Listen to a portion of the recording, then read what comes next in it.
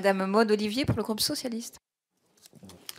Oui, Monsieur le Ministre, nous le savons, l'objectif de la politique du logement étudiant est de permettre au plus grand nombre d'étudiants qui en font la demande d'accéder à un hébergement de qualité et à un moindre coût. D'ici la fin 2015, ça a été dit par la ministre ce matin, près de 50% des objectifs du plan 40 000 aura été atteint. Mais je souhaitais avoir votre éclairage, ça a déjà été demandé, mais je réinsiste, sur les dépenses d'investissement présentées dans le projet annuel de performance. On constate un écart important entre les autorisations d'engagement et les crédits de paiement de l'action 2 du programme 231. Pouvez-vous nous expliquer cet écart entre les AE et les CP de l'action 2 et nous rassurer quant au soutien au CNUS et au CRUS pour prolonger l'effort important du gouvernement pour la construction du logement étudiant? Et ma deuxième question portera sur, dans la continuité de la loi relative à l'enseignement supérieur et à la recherche que nous avons adoptée en 2013, nous faisions de la valorisation des résultats de la recherche l'un des principaux objectifs fixés à notre recherche publique. La production de connaissances par les opérateurs de recherche doit être une source d'innovation irriguant notamment l'économie nationale. La culture de l'innovation, de la valorisation et du transfert des savoirs et des technologies se renforce progressivement au sein de la recherche publique, pour raccourcir le cycle, bien sûr, de l'innovation et du transfert technologique. À travers ce budget 2016, pouvez-vous nous dire quels sont les outils prévus pour renforcer cet élan? Madame Buffet, Madame Maud Olivier, Madame Corr, Monsieur et d'autres m'ont interrogé sur la situation du CNUS et du CRUS et les inquiétudes qu'ils avaient au regard des évolutions d'autorisation d'engagement figurant dans ce budget. Donc je veux rappeler les ordres de grandeur. Les moyens annuels pour le réseau du CNUS et des CRUS sont composés d'une part de 279 millions d'euros de subventions pour charges de service public qui permettent de couvrir totalement la masse salariale et deuxièmement de 93 millions d'euros de dotations en fonds propres qui permettent le financement notamment des nouveaux logements étudiants, les projets de réhabilitation des restaurants universitaires. Donc le budget 2016 est marqué par une évolution des crédits de paiement, en l'occurrence une baisse de 50 millions d'euros sur le titre 7 en crédits de paiement uniquement. Les autorisations d'engagement sont maintenues, les crédits de paiement sont baissés.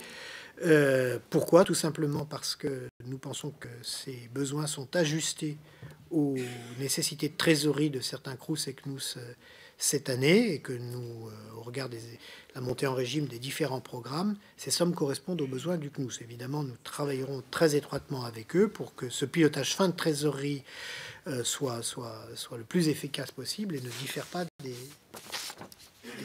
programmes qui seraient envisagés. Sur le sujet que vous avez évoqué, ce que vous avez appelé de manière générique les œuvres universitaires, et finalement la nécessité d'accompagner socialement le mouvement de démocratisation que nous souhaitons, que nous revendiquons. Nous ne le subissons pas, nous le revendiquons. D'abord, je partage absolument ce point.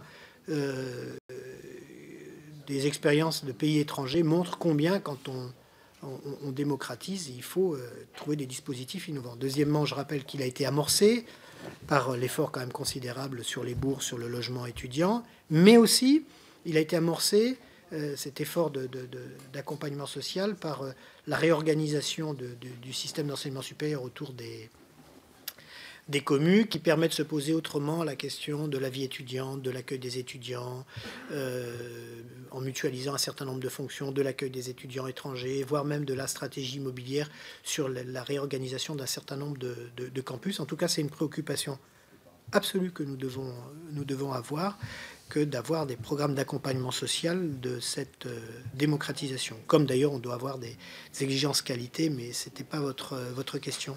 Pour le du CRUS et des CNUS qui répond à la question de Madame Maud Olivier. Et ensuite, je voudrais, en répondant à l'autre partie de sa question, répondre à tous les intervenants qui, différemment, en fait, disent la même chose que ce dont maintenant nous sommes absolument convaincus, c'est les difficultés à voir clair sur l'ensemble des dispositifs d'innovation, de valorisation, de liaison entre la recherche publique et le monde industriel. Monsieur Grand-Guillaume m'a interrogé là-dessus, d'autres tout à l'heure. Il y a 10 ans, il y avait quasiment rien. Il n'y a quasiment pas d'outils. La loi Allègre de 99 avait commencé à mettre en place un certain nombre d'outils pour développer l'innovation, mais c'était principalement des outils qui permettait à des chercheurs publics de créer leur entreprise, de participer à des créations de start-up, et si les choses se passaient pas bien, de retrouver leur parcours professionnel antérieur. Depuis 10 ans, le nombre d'outils nationaux auxquels il faut ajouter les outils régionaux, auxquels il faut ajouter les outils départementaux, auxquels il faut ajouter les outils d'agglomération, s'est développé de manière considérable avec des résultats considérables. Le résultat, c'est simple, c'est que aujourd'hui, l'idée que la recherche publique et les entreprises doivent collaborer et que ça peut être mutuellement profitable, cette idée-là est acquise. La culture s'est diffusée et désormais, les dispositifs, de ce point de vue-là, ont rempli leur raison d'être. En revanche, les résultats concrets de ces dispositifs, la lisibilité générale du dispositif, la superposition des dispositifs, et puis aussi le retour sur la recherche publique d'un certain nombre de succès, tout ça doit être interrogé. Et de mon point de vue, je l'ai dit en introduction tout à l'heure, donc on va le faire. On va se rapprocher du ministère de l'Industrie, on va faire ça ensemble. Il s'agit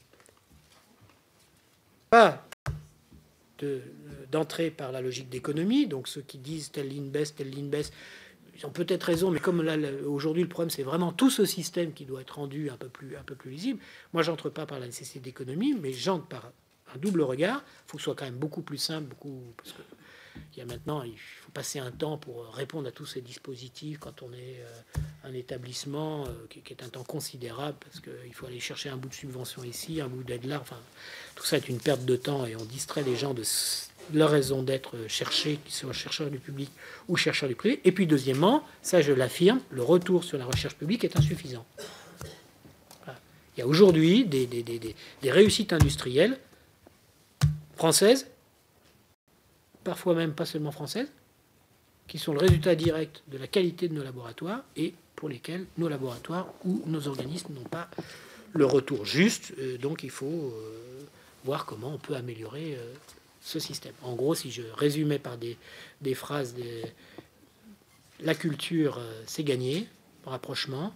Maintenant, c'est la récolte qui compte, et pour tout le monde, pour les acteurs du public comme pour les acteurs du privé.